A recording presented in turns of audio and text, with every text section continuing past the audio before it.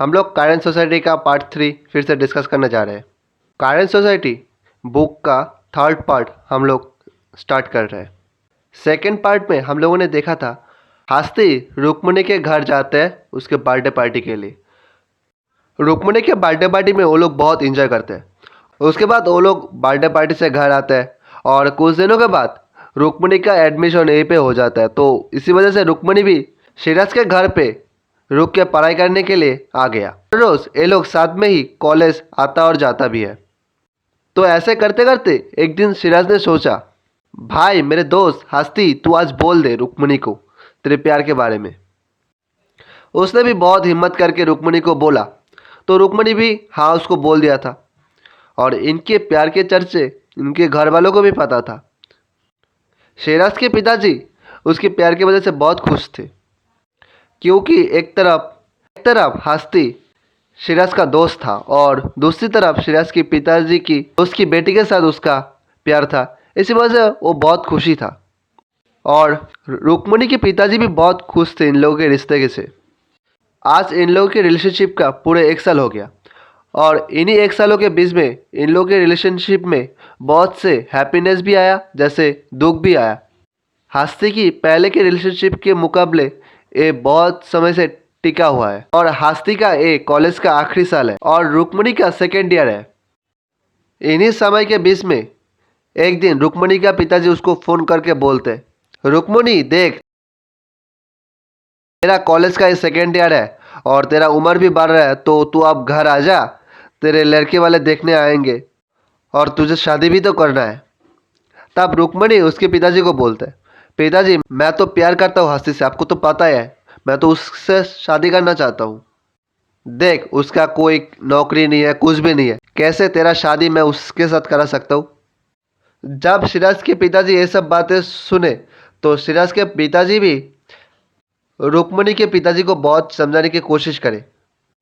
देख हस्ती तो मेरे बेटे की तरह ही है, उसका नौकरी का फिक्र तू क्यों कर रहा है, वो तो मेरी ही कंपनी में जॉब करेगा, उसका नौकरी का क्यों टेंशन है तेरे को। तू रुक्मिणी के शादी की इतनी फिक्र क्यों कर रहा है, रुक्मिणी से तो हासिल शादी करने वाला है। सिराज के पिताजी रुक्मिणी के पिताजी को बहुत समझाने की कोशिश करी, फिर भी नहीं माना और ऐसे ही हस्ती का दूसरा रिलेशनशिप भी टूट जाता है। इस बार जब इसका रिलेशनशिप टूट जाता है तो खुद को संभाल नहीं पाता और इस समय वो बहुत सी गलत काम भी करने लगा, जैसे ड्रिंक करना, लड़कियों के साथ टाइम स्पेंड करना। जब वहाँ पे जाता है एक लड़की था, उसको बहुत अच्छा लगा देख के, तो वो हर रोज़ उसके साथ ही टाइम स्पेंड करने के लिए जाता है और वो उसके लाइफ का पूरा पार्ट उसको बोलते हैं। हर रोज़ उसके साथ 2 से 3 घंटा रहते हैं, उसके बाद आता है, किसी को पता भी नहीं चलता। तो एक दिन उन लोगों के एरिया में और एक उन लोगों का फ्रेंड आता है रहने के लिए, तो उसके साथ भी बहुत अच्छा उसका रिलेशनशिप हो जाता है उस दोस्त के साथ। तो उसके साथ भी दोनों मिल के एक साथ जाते हैं वहाँ पे टाइम स्पेंड करने के लिए, टाइम स्पेंड करते हैं एक साथ मिल के, ड्रिंक वगैरह भी करते हैं और रोज़ ऐसे ही चलता है। तो ऐसे करते करते एक दिन सिराज को पता चल जाता है ये सब, तो वो बहुत कोशिश करता है उसको छुड़ाने के लिए। आखिर में वो सब छोड़ देता है। बहुत समझाया, तेरा तो थर्ड ईयर है, तेरा एग्ज़ाम आने वाला है, तू ये सब मत कर, ऐसा बहुत कोशिश करके उसके सारे आदतें वो छुड़ाता है। और इसके एरिया में जो फ्रेंड आया था इन लोगों का, उसका नाम था ऋतिक। उन लोगों का जो दोस्त था ऋतिक, और डार्क वेब में ड्रग डीलिंग का काम करता था पहले। तो जिस टाइम पे वो ये सब काम करता था उस टाइम पे डार्क वेब में एक लड़की से उसका मुलाकात हुआ था और एक दिन हस्ती को उस लड़की का तस्वीर दिखाता है। उस लड़की का तस्वीर देख के ही हस्ती के मन में फिर से लड्डू फूट गया और फिर उसने ऋतिक को बोला, भाई मेरा बात करा दे इससे। तो ऋतिक ने हस्ती को उस लड़की के पूरे जन्म कुंडली बोला था, फिर भी बोला था जो होना है होने दे, इतने देख खूबसूरत लड़की के लिए मरना भी राजी है भाई, तू बात करा दे मेरे से। उसने बोलता है ले इसका जीमेल है, तू बात करना है तो कर। उस लड़की के साथ हस्ती बहुत फ्लैटिंग करने की कोशिश करता है, तो ऐसे फ्लैटिंग वगैरह करता है। तो एक टाइम पे वो लड़की बहुत गुस्सा हो जाता है, तो दूसरे दिन उसको एक जीमेल में एक मैसेज आता है, हस्ती मर्डर AK-47। वो ये सब देख के घबरा जाता है, तो वो ऋतिक के पास आते हैं, आके दिखाता है, देख कैसा मैसेज है इसका, कुछ समझ नहीं आया। तो बोलता है, भाई अब मैं क्या बोलूँ इस मैसेज का। तो ऋतिक भी बहुत घबरा गया था ये सब देख के। और फिर 1 डेढ़ घंटे बाद फिर से एक मैसेज आता है ईमेल पे, हस्ती murder@स्नाइपर। उस टाइम उसका दोस्त फिर से बहुत घबरा गया। वो तब बोलता है सब खुल के, वो लड़की तेरे से बहुत गुस्सा हो गया और तेरे को मर्डर करना चाहता है अब। और उस टाइम हस्ती का भी थोड़ा सा घबराहट आ गया मन में। और उस टाइम वो लोग रोड पे जो सब कर रहा था उन्हीं सभी ईमेल में आ रहा था। और हस्ती का ईमेल भी काम नहीं कर रहा था। तो ऋतिक ने बहुत कोशिश करके उस लड़की को समझाने की कोशिश करे, तो उसके बाद वो मान गया। उसको जो मर्डर करने के लिए लोग भी आए थे वो भी चला जाता है। ऐसे ही सब कुछ ठीक हो जाता है। यहीं पे हस्ती का जिंदगी का सब कुछ खत्म नहीं होता। ऐसे ही 1 साल गुजर जाता है। सिराज, सुनना, आज थोड़ा घूम के आते हैं। और ऋतिक को भी बोलते हैं, चल मैं ऋतिक को बुला के आता हूँ, तू रेडी हो जा। आते आते हस्ती मन में सोच रहा है, क्या था मेरा काम, क्यों आया हूँ इस माया में, और खुद के ही बनाए माया जाल में खुद ही फंस गया हूँ। मैं ही तो मैं हूँ हर तरफ, फिर भी मैं खुद की तरफ खुद ही खिंचा जा रहा हूँ। क्यों ऐसा माया मैं खुद ही बनाया है। ये तो सिर्फ आनंद लेने का एक जरिया है, इसमें भी मैं दुख ढूंढ रहा हूँ आनंद ढूंढने के सिवाय। और इन 3 सालों में मेरे साथ जो भी हुआ ये सब मुझे दुख लग रहा था। ऐसे ही वो बहुत से बातें सोचते सोचते ऋतिक की घर की तरफ आ रहा है। और ऐसे ही आते आते सीधे एक स्नाइपर की आवाज़ आती है। और आसपास से हर एक घर के लोग रास्ते की तरफ आता है और देखता है हस्ती रोड पे लेटा हुआ।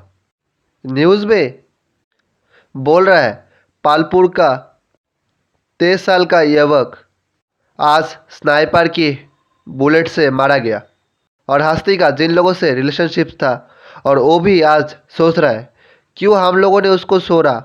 अगर हम लोग नहीं चढ़ते तो आज वो जिंदा रहता, किसी हैकर के हाथ वो नहीं मारता। और आज हस्ती के घर वाले भी आंसू बहा रहा है और सोच रहा है, क्यों उस दिन निकल गया घर से, हम लोग क्यों ढूंढने नहीं गए उसको। अगर ढूंढने जाते तो आज वो जिंदा होता। और ऋतिक भी सोच रहा है, क्यों मैंने उसको उस लड़की का ईमेल दिया था इसको, अगर नहीं देता तो वो जिंदा रहता आज। आज दोस्त सोच रहा है, अगर मैं उसको वहाँ से नहीं निकालता तो वो जिंदा रहता। वो लड़कियों के साथ टाइम स्पेंड कर रहा है तो करने देता, फिर भी वो जिंदा रहता। मैंने क्यों वहाँ से उसको निकाला। हर कोई खुद को कोस रहा है। और जिस हैकर ने उसको मारा था वो लड़की भी वो सोच रहा था, मैंने इतनी सी छोटी सी बात की वजह से इसको मार दिया, क्यों मैंने ऐसा किया। और ऐसे ही समय काट जाता है। तो एक दिन हस्ती हस्ती आके सिराज को बोलता है, देख मेरा जो मौत हुआ इसके पीछे किसी का भी दोष नहीं है, पूरा दोष मेरा खुद का ही है। तो कभी भी दुखी मत होना, मैं हमेशा तेरे साथ हूँ। और जो मेरी ज़िंदगी में जो सब हुआ ये सब तू लिखना भाई, इसके वजह से मेरे आत्मा को बहुत शांति मिलेगा। मैं रोज़ तेरे को मेरी कहानी का हर एक हिस्सा आके बोलूँगा, और तू मेरे पास बैठे हुए हर एक कहानी का पार्ट लिखना, ठीक है। और जैसे ही उसका पूरा लेखा ख़त्म हो जाता है और हस्ती वहाँ से सीधे गायब हो जाता है। हेलो फ्रेंड, इस कार्य सोसाइटी का हर एक पार्ट सुनने के लिए आप लोगों का बहुत बहुत शुक्रिया। और इस कार्य सोसाइटी का क्या मोटिव था वो आप लोग कमेंट बॉक्स में बोलना। और अभी के टाइम पे हम लोग के समझ में ये सभी हो रहा है। हम लोग देख रहे हैं लड़की लोग प्यार करते हैं, उसके बाद छोड़ के किसी और से शादी करता है। तो कोई लड़का प्यार सब कुछ ठीक होने के वजह से भी शादी नहीं होता, उसका नौकरी नहीं लगता टाइम से, इसके वजह से भी उसका शादी नहीं हो रहा, ब्रेकअप हो जा रहा है। ये सब हम लोग देख रहे हैं। और जैसे जैसे हम लोगों का टेक्नोलॉजी जितना एडवांस हो रहा है और इतना ही हैकरों का भी कंट्रोल डिवाइस पे बढ़ रहा है। तो आई होप, आशा करूँगा आप लोगों का इस पॉडकास्ट का हर एक एपिसोड अच्छा लगे।